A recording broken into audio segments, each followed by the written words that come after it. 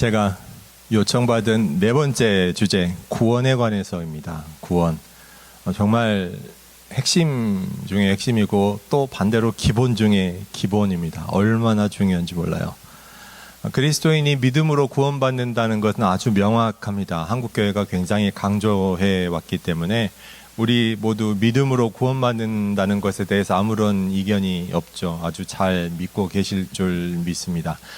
그런데 우리가 신앙생활을 하면서 하나님의 말씀을 더 접하게 되면서 가끔씩 의문을 가지게 될 때가 있습니다. 분명히 믿음으로 구원을 받는다고 하였는데 하나님의 말씀을 보게 되면 행함에 관한 이야기가 또 나오게 됩니다. 어떤 부분을 보면 행함으로 구원을 받는다는 내용이 있는 것 같기도 합니다. 그러면 혼란에 빠지게 될 수도 있습니다. 이상하네. 왜 예수님을 믿는 것으로 구원받는다고 했는데 행함의 이야기가 나오지라고 고민하게 되실 수도 있습니다. 그게 뭐 문제가 있거나 잘못된 게 아닙니다. 어떤 분들은 그런 것에 대해서 아무런 갈등이 없으실 수도 있어요. 믿음으로 구원받는 거지. 하지만 행함은 내가 삶에서 이루는 믿음의 열매잖아. 그러니까 아무 문제 없는 거야 라고 넘어가실 수도 있고, 어떤 분은 그게 그래도 그건 다른 건데 이게 같은 게 아니잖아 라고 고민하게 되실 수도 있습니다. 다 괜찮습니다.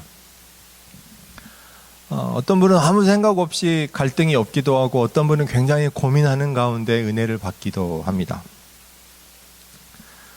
오늘 주제를 요청해 주신 분이 성경 본문을 세 곳을 예로 들어서 저한테 질문을 해 주셨어요. 그래서 저도 성경 본문을 세 곳을 잡았습니다. 먼저 첫 번째 예로 드신 본문이 사도행전 16장이었어요. 주 예수를 믿으라. 그리하면 너와 내 집이 구원을 얻으리라. 너무나 명확한 말씀이죠. 복음에 대해서 이처럼 명확한 선포가 있습니까? 주 예수를 믿으라. 그래야만 너와 내 집이 구원을 얻으리라. 분명히 믿음으로 구원을 받는 것입니다. 그런데 마태복음 7장에 보면 이런 부분이 나오죠. 사람들이 예수님을 이제 주님을 보러 나온 거예요. 주여 주여 하면서 왔는데 예수님께서 모른다고 하시는 거죠. 이게 어떻게 된 겁니까? 불평을 하는 거예요. 주님 어떻게 된 겁니까? 우리가 주의 이름으로 권능을 행하고 귀신을 쫓아내고 선지자 노릇도 했는데요. 어떻게 우리를 모르는 척 하실 수가 있어요? 근데 예수님이 뭐라고 하세요? 내가 너희를 도무지 모른다고 하셨어요. 심지어 뭐라고 하세요? 불법을 행하는 자들아, 내게서 떠나가라. 여러분, 믿지 않고 주의 이름으로 선지자 노릇 할 수 있나요? 믿지 않고 주의 이름으로 귀신을 쫓아낼 수 있나요? 믿음 전혀 없이 예수의 이름으로 권능을 행할 수 있나요? 우리가 굉장히 쉽게 답을 얻는 방법은 그 사람들이 나쁜 사람들이에요. 가짜 믿음 가진 사람들이잖아요. 가짜 목회자들일 거예요 라고 생각하면 아무 문제 없이 넘어가게 되는데요. 여러분 잘 생각해 보십시오. 믿음이 없는데 주의 이름으로 권능도 행하고 귀신도 쫓아내고 선지자 노릇하는 게 과연 가능한지. 정말 나쁘게 봐도 최소한 처음 예수님을 만나고 예수님을 구주로 영접한 그 과거는 있어야죠. 설령 나중에 그 사람이 변질했더라도. 이 부분에 대해서는 장로교와 감리교회가 다릅니다. 제가 첫 번째 예정하면서 언급을 했지만 감리교회는 예수님을 믿고 구원받은 사람도 나중에 타락할 수 있다고 보는 반면에 장로교회는 그렇게 보지 않아요. 한번 예수님을 믿고 구원받은 사람은 끝까지 성도의 견인이라고 해서 끝까지 구원받게 되는데, 그러면 장로교회는 그런 사람에 대해서 어떻게 하느냐? 그 사람은 처음부터 예정된 사람이 아니다. 그러니까 제대로 믿은 사람이 아니다라고 말을 하게 됩니다. 어떻게 보면 같은 이야기인 것 같기도 하고 어떻게 보면 전혀 다른 이야기인 것 같기도 하죠. 그래서 많은 성도분들이 신앙 가운데 믿음에 관해서, 행위에 관해서 고민하게 됩니다. 마지막 예로 드신 세 번째 본문은 야고보서 본문이었어요. 야고보서 2장에 보면 뭐라고 나옵니까? 행함이 없는 믿음은 죽은 믿음이라고 하죠. 심지어 이렇게까지 변증하는 부분이 나요. 나는 내 행함으로 내 믿음을 내게 보일 거라고, 너는 네 믿음을 뭘로 보일 거냐고 말하는 그런 부분까지 나오게 됩니다. 이 세 가지 부분이 사실은 다 구원에 해당하는 거예요. 그런데 그 구원이 조금씩 다르다는 사실을 알아야 됩니다. 왜 다르냐? 오늘 본문을 먼저 제가 언급하고 짚고 넘어갈게요. 아까 나왔던 그 성경 본문을 다시 화면으로 보여주세요. 자, 먼저 에베소서 2장 8절을 볼까요? 그 은혜에 의해서 믿음으로 말미암아 구원을 받았어요. 이미 구원을 받았어요. 언제입니까? 과거예요. 이미 받아버린 거예요. 끝났어요. 영어로 보면 뭐라고 되어 있냐면 You have been saved예요. 그냥 완료된 거예요. 그러니까 예수님을 믿으면 그냥 그걸로 구원받은 거예요. 끝나버렸어요. 자, 그런데 빌립보서 2장을 보니까요, 나의 사랑하는 자들아, 너희가 나 있을 때뿐 아니라 더욱 지금 나 없을 때도 항상 복종하여 두렵고 떨림으로 너희 구원을 이루라요. 너희 구원을 이루라. 이건 언제죠? 지금이에요. 지금. 우리는 우리의 구원을 지금 이루어 나가는 거예요. 어떻게? 두렵고 떨림으로. 아까 에베소서 2장에 나왔던 구원은 과거에 끝나버린 구원이에요. 이미 구원 받았어요. 빌립보서 2장에서는 지금 구원 받아가는 중이에요. 자, 마지막 로마서 13장 본문은 어떻습니까? 이제 우리의 구원이 처음 믿을 때보다 가까웠음이라 라고 합니다. 이 구원은 언제죠? 왔나요? 아직 안 왔어요. 미래에 대한 이야기를 하고 있습니다. 지금 그래서 사실 이 구원에 관해서 언급되는 성경 본문이 많이 있는데 제가 일부러 바울의 발언만, 바울의 증거만을 골라서 모아놨습니다. 왜냐하면 서로 다른 저자가 말한 것 같으면 서로 다른 사람이니까 그렇게 말했겠지라고 하실까봐 일부러 바울의 말만 골랐어요. 바울이 이신칭의로 굉장히 대표적으로 유명하잖아요. 그래서 똑같은 바울의 이야기인데 하나는 구원이 과거에 끝났고 하나는 지금 구원이 이루어지고 있고 하나는 구원이 아직 안 왔어요. 이게 어떻게 된 이야기인지를 이해하시면 여러분이 믿음과 행위와 구원에 대해서 이해하는 데 좀 도움이 되실 것 같습니다. 자, 먼저 한 가지를 언급하면요, 이 구원이라는 단어에 대해서 먼저 제가 잠깐 언급을 할게요. 지금 우리는 구원을 어떤 의미로 사용하냐면 주로 종교적인 의미로, 다른 의미도 아예 없는 건 아니에요. 근데 보통 생명에 관련된 이야기를 할 때 구원을 사용합니다. 가벼운 의미로는 잘 사용하지 않죠. 그런데 이때 헬라 시대 때, 그리스 시대 때는 굉장히 폭넓게 사용이 됐어요. 감옥에 있다, 갇혀 있다, 풀려나도 구원받았다라고 이야기합니다.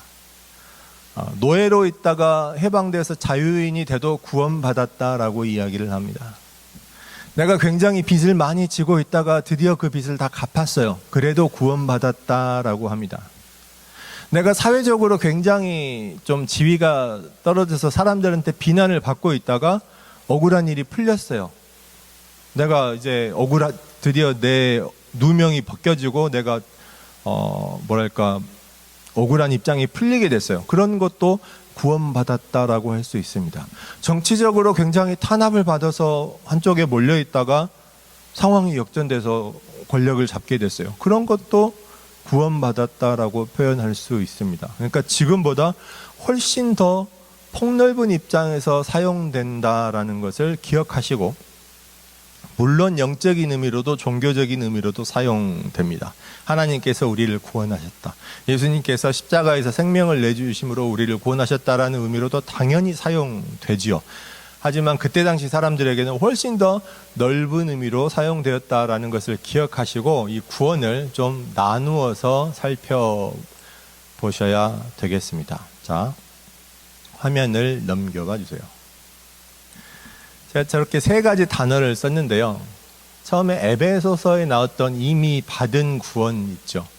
사도행전 16장에 나왔던 주 예수를 믿으라 그리하면 너와 내 집이 구원을 얻으리라 했던 그 구원, 에베소서 2장에서 말했던 그 구원, 이미 과거에 받아버린 그 구원, 여러분이 예수를 구주로 믿고 영접하고 고백하는 그 순간에 받은 그 구원이 바로 justification입니다. 우리말로 의롭게 된다라고 합니다. 좀 어려운 말로 칭의라고 하죠. 그래서 바울의 이신칭의 할 때 믿음으로 의롭게 된다 할 때 그 의로움입니다. justification. 믿으면 그렇게 justified 되는데 그것도 구원입니다. 자, 두 번째 sanctification입니다.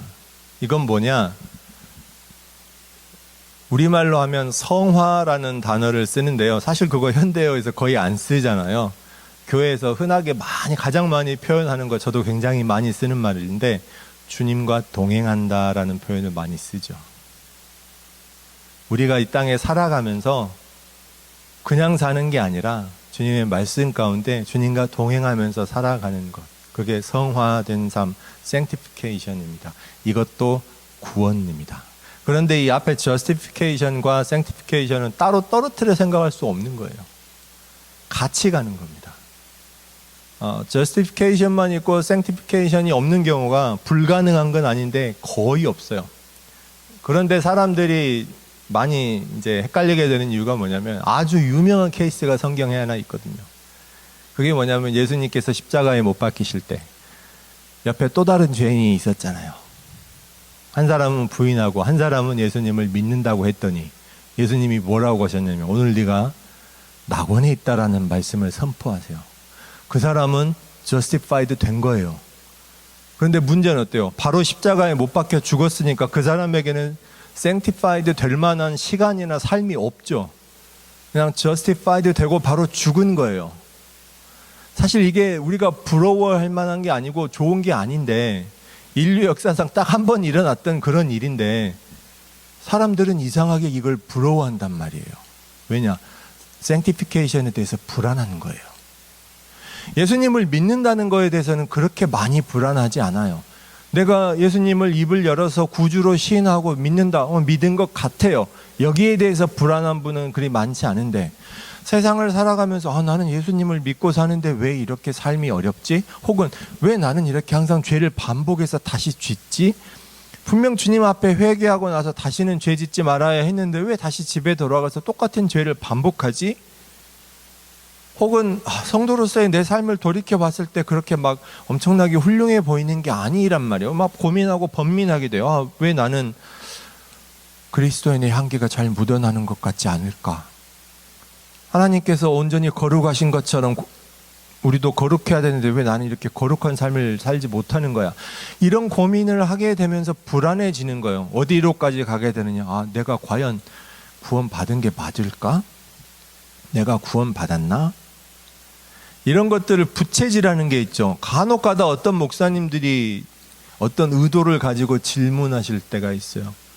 성도분한테 누구누구 이름 부르면서 구원받았어요? 구원의 확신이 있습니까? 이런 식의 질문을 분명히 어떤 의도가 있어서 하셨겠죠. 그런데 듣는 성도는 굉장히 고민하게 되죠. 이거를 확신이 있다고 해야 되나? 네, 너는 구원받았습니다라고 하자니 좀 교만해 보이는 것 같기도 하고, 그렇다고 또 확신이 없다고 하자니 믿음이 약해 보이는 것 같기도 하고, 이걸 뭐라고 대답해야 되지? 고민하게 되는 거죠. 마지막 glorification은 뭡니까? 한국말로 하면 영화롭게 되는 것입니다. 이 glorification, 영화롭게 되는 게 대부분의 성도분들이 생각하는 구원의 이미지예요. 예수님께서 재림하셔서 다시 오셔서 우리가 다 죽은 자들이 부활하게 되고 마지막 심판을 받게 되고 영원한 하나님의 나라에 들어가게 되는 것. 우리가 사도신경으로 고백할 때 영원히 사는 것을 믿습니다 할 때 그 영원히 사는 것. 이게 바로 glorification에 해당되는 거죠. 자, 이렇게 제가 이렇게 세 가지로 나눠드린 이유는 뭐냐면 우리가 믿음과 행위와 구원에 관해 생각할 때 갈등을 일으키는, 문제를 일으키는 대부분의 요인이 착각하는 데 있어요. 어떤 착각이냐? justification과 glorification을 착각해요. 내가 예수의 이름을 믿고 아멘, 내가 주님을 구주로 영접했어요. 주 예수를 믿으라. 그래야면 너와 내 집이 구원을 얻으리라. 네, 믿습니다라고 고백을 했단 말이죠. justified 된 거예요. 구원 받았어요. 그런데 문제는 glorified 됐나요? 그건 아니에요. 사람들이 생각하는 거, 나 이제 예수님을 믿었으니까 예수를 믿고 천국 들어갔네라고 생각합니다. 사실은 그 천국의 이미지에도 굉장히 큰 오해가 있지만 여기에 문제가 있어요. justified 됐으면 그 다음 sanctified 돼야 돼요. 그 sanctification의 결과로 glorification 되는 거예요. 내가 의롭다함을 받았으면 주님과 동행하는 삶을 살아야 되고 그 결과로 영화롭게 되는 거예요. 이게 다 통틀어서 구원입니다. 구원의 완성은 glorify 되는 거예요. 영화롭게 되는 거죠, 내가. 그런데 예수님을 믿고 영화롭게 되나요? 성경에 그런 구절은 나와 있지 않습니다. 자, 말씀을 하나 보겠습니다. 이걸 더 명확하게 하려면 화면을 한 장 넘겨주세요. 로마서 2장 13절에 이렇게 나옵니다. 하나님 앞에서는 율법을 듣는 자가 의인이 아니요 오직 율법을 행하는 자라야 의롭다 하심을 얻으리니. 듣는 자, 율법을 듣는 사람은 의인이 아니에요. justified 되지 않습니다. 율법을 행하는 자가, 의로운 자가 의인이 되는 거예요. 이게 예수님 오시기 전 이야기입니다. 지금 우리한테 해당되는 이야기가 아니고요. 율법도 하나님의 말씀이죠. 그래서 율법이 예수님은 아니에요. 하지만 예수님은 율법을 포함하시는 거예요. 예수님께서 율법을 폐하고 취소시키려고 오신 게 아니라 완성시키려고 오셨다고 했잖아요. 예수님은 하나님의 말씀이고 율법도 하나님의 말씀인데 율법은 예수님 안에 포함되는 거예요. 예전에는 예수님 오시기 전에는 우리가 율법을 들어도 아무 소용이 없어요. 그 율법을 지켜야 돼요. 다 율법을 행해야만 하나님 앞에 의인이 되는 거죠. 그런데 이제 예수님이 오셔서 뭐가 바뀌었냐? 예수님을 듣고 보는 것만으로는 여전히 소용이 없어요. 그러면 예수님이 하신 말씀, 하나님의 말씀을 다 지켜야만 우리가 의인이 되나요? 그게 아니라는 거예요. 엄청나게 큰 혜택이 생겼어요. 예수님께서 우리를 살리려고 오셨다는 것, 그 사실만 믿어도 의인이 된다는 거예요. 예전에는 율법을 하나하나 다 지켜야만 의인이 됐는데 이제는 예수님을 믿기만 하면 justified 되는 거예요. 그게 다른 겁니다. 2장 14절 15절은 제가 일부러 안 적고 같이 놨어요. 바울이 아주 친절하게 이 설명까지 했어요. 율법이 없는 이방인은 어떻게 하나요? 이런 이들은 그 양심이 증거가 되는 거예요. 그 양심이 증거가 돼서 율법의 뭐 구절 하나하나를 다 지키느냐 모르는데 그걸 어떻게 하나하나 지키겠어요. 율법 안에 나타난 하나님의 뜻을 삶 가운데 행하면서 사는 사람은 하나님께서 기쁘게 받으신다는 거죠. 뭐 예를 들면 한도 끝도 없겠지만 아브라함은 어떻습니까? 아브라함이 율법이 있는 시대를 살았나요? 아브라함이 살던 때는 율법도 없었잖아요. 뭐 율법이 있어야 지키죠. 모세 때 나왔는데. 그러면 아브라함은 감히 누가 아브라함 구원 못 받았습니다 할 사람이 누가 있어요? 그 사람은 뭘로 예수님을 믿어서 구원받았나요? 율법을 지켜서 구원받았나요? 율법 안에 있는 하나님의 뜻을 지켜 살면서 구원받은 거죠. 구약 성경에 아주 잠깐 나오는 에녹은 어떻습니까? 역시 그때도 율법도 없었고 심지어 그때는 아브라함과의 언약도 없었던 때죠. 에녹은 어떻게 영화롭게 됐나요? 하늘로 올리움을 받았다고 했잖아요. 에녹은 주와 동행하다가 하나님과 동행하더니 죽지 않고 하나님과 동행하는 것, 그것이 바로 sanctification, 성화된 삶이잖아요. 율법을 몰라도 하나님의 뜻을 알고 하나님의 말씀을 지키는 하나님과 동행하는 삶을 살면 이렇게 구원받는 거예요. 그런데 인류 역사에 그런 케이스가 거의 없는 거예요. 사람이 살아가면서 인간 사회가 점점 더 복잡해지고 갈수록 타락해서 그런 식으로 구원받는 게 불가능해지게 되니까 그래서 예수님이 오신 거예요. 그래서 예수님을 믿기만 하면 justify 돼서 내가 구원받는 거예요. 그러면 justification만 되면 천국에 못 가나요? 갈 수 있죠. 일종의 그건 자격 같은 거예요. 천국에 들어갈 수 있는 자격을 내가 받았어요. 그런데 우리가 살면서 sanctification에 대해서 그러면 어떡하죠? 우리가 살면서 주님과 동행하지 못하면 그 받은 구원이 취소되나요? 이 부분에 대해서 굉장히 불안하게 되는 거예요. 그럼 도대체 내가 얼마나 주와 동행하고 얼마나 믿음의 열매를 보이고 얼마나 거룩한 삶을 살고 도대체 뭘 얼마나 해야 되는 건가요? 이 부분에 대해서 굉장히 불안하시는 거죠. 자, 이런 오해가 왜 나오느냐? 이건 여러분이 갖고 있는 천국에 대한 오해 때문이에요. 전 세계 모든 성도들이 천국에 대한 어느 정도 오해를 갖고 있습니다. 왜냐? 성경은 하나님의 나라에 대해서, 천국에 대해서 굉장히 많은 말씀을 해 주시지만 성도들이 볼 때는 천국에 대한 묘사가 그렇게 있지 않습니다. 여러분 잠시 머릿속에 떠올려 보세요. 여러분이 생각하는 천국은 어떤 이미지인지.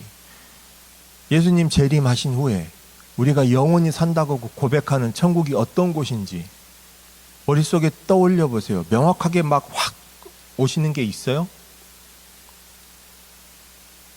가장 큰 오해는 뭐냐면 여러분이 생각하는 어떤 좋은 천국에 대한 이미지를 놓고 내가 구원받아 천국에 간다는 것을 내가 그냥 이렇게 살다가 예수 믿고 살다가 죄 지으면 회개하다가 용서받고 은혜로 천국에 짜잔 하고 들어가는 것, 이렇게 생각한다는 거예요.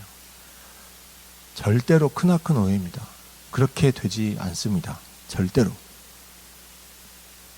자, 여기에 관한 자세한 설명을 좀 드리려고 합니다.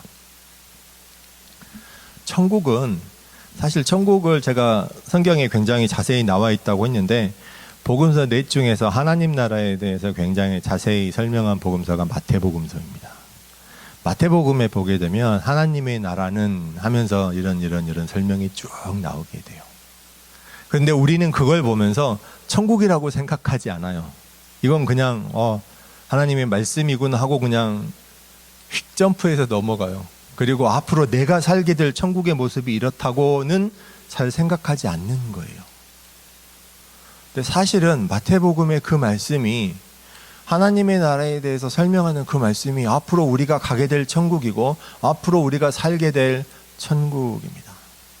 그러니까 하나님의 나라에 대해서, 그러니까 영화롭게 되는 것에 대해서 가장 잘 설명했다고 개인적으로 좋아하는 부분이 바로 요한복음 17장입니다.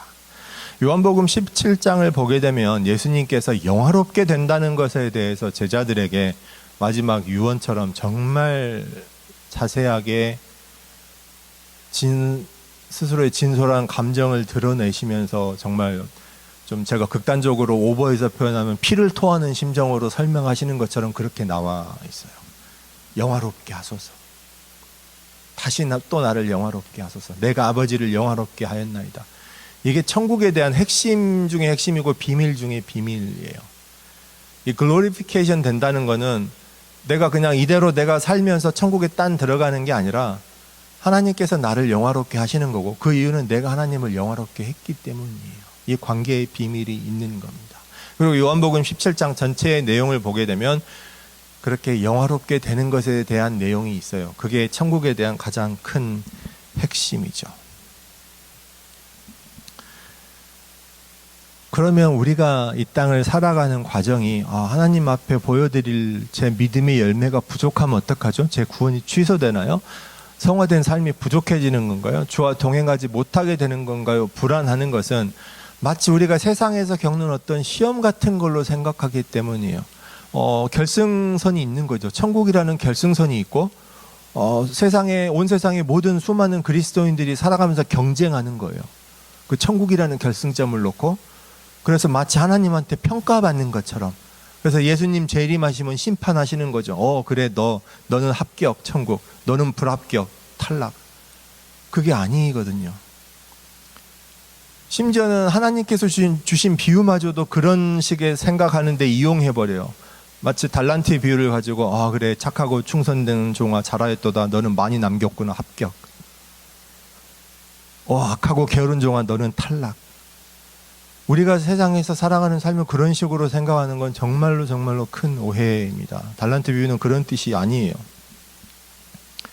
그러면 도대체 우리가 주님과 동행하는 것, 성화된 삶은 뭘 말하는 것이냐? 화면을 한 장 더 넘겨봐 주세요. 로마서 8장 29절 말씀이 나옵니다. 30절까지죠. 하나님이 미리 아신 자들을 또한 그 아들의 형상을 본받게 하기 위하여 미리 정하셨으니, 사실 그건 예정이죠.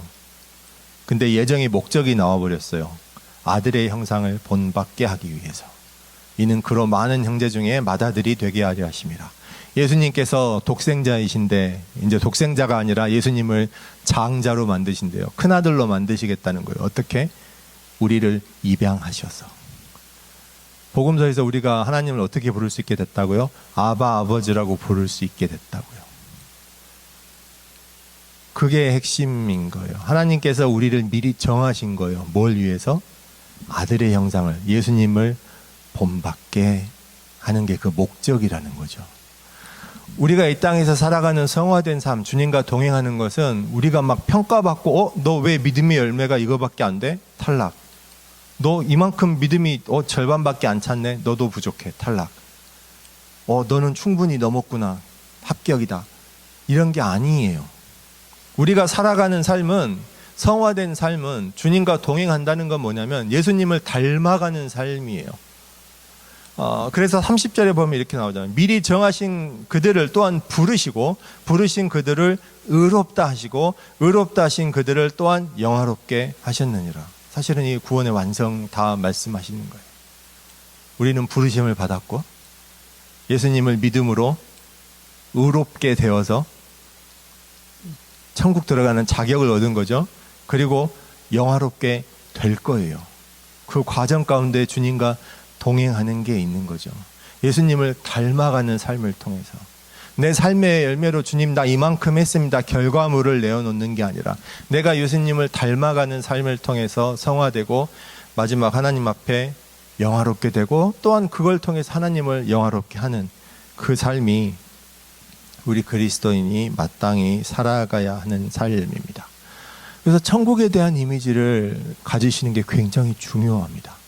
여러분 멋대로 상상해서 천국은 이렇게 좋은 곳 이렇게 생각하시라는 게 아니라, 하나님의 말씀에 나타난 천국을 잘 보세요. 마태복음에도 굉장히 많이 나와 있고, 개인적으로는 오늘 집에 가서 요한복음 17장을 한번 일독해 보시기를 권유해 드립니다. 예수님께서 영화롭다, 글로리파이 된다는 것을 어떻게 표현하시고 어떻게 우리에게 말씀을 남겨주셨는지를 본다면, 우리가 들어가야 되는 하나님의 나라가 이런 곳이구나, 이런 곳이구나. 그리고 복음서에 나타난 수많은 비유들을 보면서 저 비유는 이해가 안 가네, 저 비유는 답답하네. 그런데 사실은 그렇게 이해가 잘 안 가고 답답한 그 비유가 하나님 나라의 원리인 거예요. 여러분, 우리가 이 땅에서 살아가는 이 국가들, 세상에도 제도가 있고 시스템이 있고 법과 규칙이 있죠. 여러분 살면서 마음에 안 드는 거 있으면 바꿀 수 있나요? 여러분 지금 캐나다 사시지만 캐나다 사시면서 마음에 안 드신 굉장히 좋은 것도 많을 거예요. 저는 굉장히 혜택 받은 게 많은 편입니다. 저는 캐나다의 혜택을 많이 보고 공부했고 살았고, 하지만 모든 것에 다 만족하는 건 아니죠. 예를 들어서 병원 한번 응급실에 가면 4시간, 7시간 기다리는 건 기본이잖아요. 여러분 마음에 안 드실 수 있죠. 그거 바꿀 수 있어요? 물론 정해진 제도 안에서 바꾸는 노력을 하실 수는 있겠지만, 다른 예를 들어볼까요? 여러분이 예를 들어서 연소득이 작년 그게 기준이 얼마였죠? 제가 정확히 기억나지 않습니다만 9만 얼마인가 10만 불이 넘어가면 내야 되는 세율이 얼마가 되죠? 보통 거의 40% 가깝게 되죠. 굉장히 많은 세금을 내야 되는데 그게 마음에 안 들어. 바꿀 수 있어요? 그 나라에 살려면, 그 나라에 살기 위해서는 내가 그 나라의 시스템과 규칙에 맞춰서 사는 거예요. 민주주의 국가도 있고 공산주의 국가도 있죠. 민주주의 국가에 살려면 민주주의라는 제도에 맞춰서 내가 나를 맞춰서 사는 거예요. 공산주의 국가에 살고 싶은 사람은 없겠지만 거기서 태어나면 할 수 없이 살겠죠? 그럼 그런 사람들은 그 나라의 제도의 시스템에 맞춰서 살아가야죠. 방법이 없는 거잖아요. 여러분이 하나님 나라에 들어가려면 어떻게 해야 돼요? 하나님 나라의 시스템에 맞춰야 되는 거예요. 근데 우리는 뭘 생각하냐면 하나님 나라의 시스템에 나를 맞추는 게 아니라 내가 생각하는 좋은 것들을 잔뜩 천국에 집어넣어놓고 하나님 나한테 이거 주시겠죠? 그리고 나는 바뀌어요, 안 바뀌어요? 입으로는 바뀌겠다고 하지만 별로 바뀌는 게 없는 거죠. 여기서부터 많은 문제가 시작된다고 말씀드리는 거예요. 하나님 나라에 살기 위해서는 하나님 나라의 시스템에 나를 맞추는 거고 하나님 나라의 규칙에 나를 맞추는 거예요. 그걸 위해서 굉장히 많은 말씀이 성경에 기록되어 있는 거고 그걸 보면서 하나님 나라가 이런 곳이구나 여러분이 아셔야 되는 거죠. 그래서 믿음으로 구원을 받는다는 거? 네, 당연히 맞습니다. 믿음으로 구원 받는 겁니다. 일단 저스티파이 된 거예요. 이미 여기 모여서 저와 함께 지금 예배 드리는 모든 분들은 예수님을 믿음으로써 의롭게 되신 줄 믿습니다. 근데 여러분이 다 영화롭게 되셨습니까? 아직은 아닙니다. 하지만 여러분이 다 영화롭게 되시기를 주님의 이름으로 축원합니다. 그것이 이 땅에서 우리가 가져야 되는 소망이죠. 우리가 주님과 동행하는 성화된 삶, 생티피케이션에 대해서는 불안해하지 마세요. 하나님의 선하심을 믿고 여러분이 잘나서가 아니고요. 하나님의 선하심을 믿고 하나님께서 나와 함께 해 주실 것을 믿고 성령의 도우심을 믿고 의지하는 거예요. 그래서 주님을 닮아가는 거죠. 그게 믿음입니다. 내가 믿음이 있으면 이만한 결과물을 내놔야 되는데 어떡하지? 이건 너무 어려운데? 그게 아니라 내가 부족하더라도 하나님께서 함께 해 주실 것을 믿고 내가 연약하더라도 성령께서 도와주실 것을 믿고 그 믿음으로 살아가는 것, 그게 믿음이에요. 그 믿음이 justification을 거쳐서 sanctification을 거쳐서 결국 우리를 마지막 때 glorified, 영화롭게 하시는 것이죠. 이런 오해를 우리만 했던 게 아닙니다. 과거에 바리새인들도 굉장히 많이 오해를 했어요. 누가복음 17장에 보면 바리새인들이 예수님께 묻는 게 나옵니다. 바리새인들이 예수님께 나와서 이렇게 물어요. 하나님의 나라가 어느 때 임하니까? 그러니까 예수님께서 이렇게 대답하십니다. 하나님의 나라는 볼 수 있게 임하는 것이 아니요 또 여기 있다 저기 있다 고도 못하리니 하나님의 나라는 어디에 있어요? 너희 안에 있느니라. 우리가 예수님을 닮아가는 삶을 살면, 주님과 동행하는 삶을 살면 하나님의 나라는 내 안에 있는 거예요. 왜? 그게 하나님 나라의 시스템이거든요. 나를 맞춰가는 삶인 거죠. 그러면 마지막 때 하나님 나라 들어가는 건 너무나 당연한 거예요. 진정한 구원은 하나님의 나라에 우리가 초대됐다는 사실입니다. 이미 여러분은 다 초대받으셨어요. 하나님의 나라는 절대 변하지 않습니다. 하나님께서 영원 불변하시기 때문에 하나님의 나라도 변함이 없어요. 여러분이 아무리 애타게 이것 좀 바꿔주세요 간절히 기도하고 어떤 방법을 써도 하나님의 나라는 바뀌지 않아요. 하나님의 성품과 하나님의 뜻과 하나님의 사랑, 은혜 다 성경에 기록된 그대로 이미 준비되어 있습니다. 여러분은 그 자리에 초대받은 거예요. 그럼 여러분이 할 수 있는 건 뭐가 있습니까? 이게 이미 justified 된 것인데 하나님 나라에 들어가기 위해서 준비하는 겁니다. 내가 믿음이 있으니까 이만한 열매를 내야지. 그런 의무감과 부담감에 시달리지 마시고 하나님께서 준비하신 그 좋은 하나님 나라에 내가 들어가기 위해서 나를 바꿔나가야지. 나를 점점 더 예수님과 닮아가는 모습으로 만들어야지. 성령께서 나를 도우시겠지. 그 믿음을 가지고 세상을 살아가는 것, 이게 바로 성화된 삶, 주님과 동행하는 삶입니다. 그리고 마지막 때 예수님께서 다시 오시죠. 우리는 죽었더라도 다 부활할 것입니다. 그리고 심판을 면하게 되겠죠. 그리고 예수님께서 부르시면 우리는 주님과 함께 영화롭게 되고 하나님을 영화롭게 하고 함께 영원히 사는 것, 그것이 바로 서로를 영화롭게 하면서 서로 사랑하면서 살아가게 되는 관계입니다. 사랑하는 성도 여러분, 세상의 생각과 가치관이 아니라 하나님 나라의 규칙과 시스템에 맞추는 성도 여러분들이 되시기를, 저와 여러분들이 되시기를 주님의 이름으로 축원합니다. 이곳에서 예배드리는 우리 모두는 이미 구원 받은 줄 믿습니다. 지금도 구원 받고 있는 줄 믿습니다. 그리고 반드시 앞으로 구원 받게 될 것입니다. 주님께 감사드리며 찬양하는 그 믿음으로 살아가는 저와 여러분 되시기를 주님의 이름으로 축원합니다.